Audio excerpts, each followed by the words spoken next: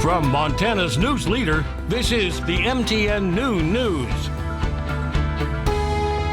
Good Thursday afternoon, and thank you for joining us on your MTN statewide news. I'm Victoria Hill in for Andrea Lutz. Well, we start in Helena, where a bill lawmakers hoped would encourage Northwestern Energy to acquire a larger share of Colstrip power plants has been killed in the House. The bill was controversial and would have allowed Northwestern to charge customers more for power to make up for the plant purchase. Supporters believe it's one of the only ways to keep Colstrip alive, but opponents said it's unfair to customers when cheaper energy is available. Members of the House Energy Committee said they couldn't support a bill to help one specific company.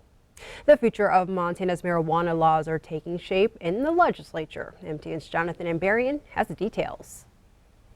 The Montana Senate Select Committee on Marijuana Law wrapped up a week and a half of work on Wednesday, passing its plan for implementing recreational marijuana in the state. For Montanans, we've done an incredible job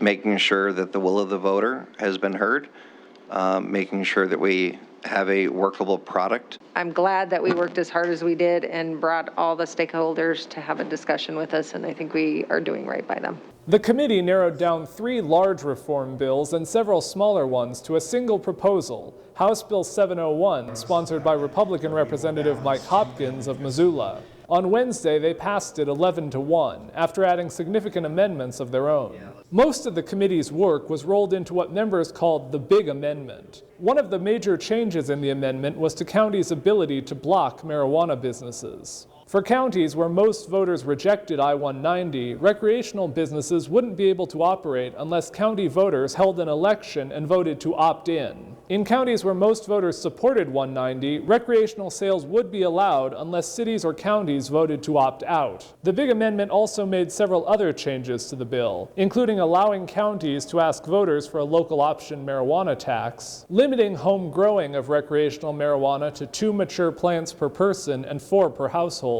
and eventually redirecting some tax revenue back to conservation programs and veterans services, as I-190 initially called for. The bill as amended must now go through engrossing. It could be ready to be debated by the full Senate either Thursday or Friday. If the Senate approves, the House will have to decide whether to accept their version of the bill. In Helena, Jonathan Ambarian, MTN News. The committee also added one smaller amendment requiring the Montana Department of Revenue to destroy marijuana and marijuana-infused products that fail quality testing. Well, Governor Greg Gianforte was in Billings and signed a bill into law that provides another option to pay for health care. Senate Bill 101 makes it state law for patients to cut out the middleman and pay for their health care at the source. The ceremony was held at Flex Family Health and is one of 8 direct patient care clinics in Montana. At these locations, patients pay doctors directly and don't have to use insurance. They don't limit the duration of patient visits.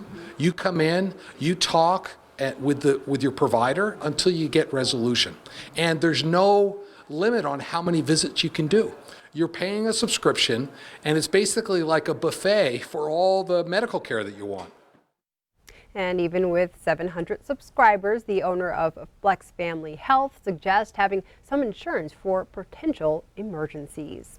Well, now it's time to get a check of weather with Miller over in the Weather Center. Miller, what's going on today? Well, some of us starting off very nice out there, but we do have that cold front moving in, already starting to affect the northwest corner of the state. Let's take a look at some temperatures right now in the radar. You can see rain and snow coming into Kalispell, Cutbank, starting to move into Havre as well along the High Line. Missoula, rain-snow mix pushing into Helena as we speak, and the colder temperatures taking effect. We've got 37 in Kalispell, down to 29 right now in Cutbank. Eastern side of the state and southern parts, we're looking pretty good right now. Still have some sunshine, but those clouds will start to move in today, later this afternoon, and of course as we get into this evening, as that cold front sinks further south, so will come the rain and snow showers. Now, how long will this last, and does it affect the weekend? I'll let you know with the main forecast coming up. Victoria. Thank you so much, Miller. This week's fire at the Gunther Apartments in Choteau destroyed the building, devastating those who lived there and everyone in the community. MTN's Cassandra Soto followed up with the residents. The Gunther Apartments caught fire Tuesday night in what residents describe as a boom. The Shoto Fire Department worked through the night to control the flames. Now we wait for the state fire marshal to release his findings in the investigation of what started the fire. We were sitting there and all of a sudden we heard this bang, this boom, and I didn't think anything of it. I thought, well, maybe they're just, working on the apartment or something. Little did Raylene Beauregard and her fellow tenants know they would be leaving everything behind, including some of her beloved pets. My whole identity is gone. My driver's license, everything, it's all gone. My kitties are gone.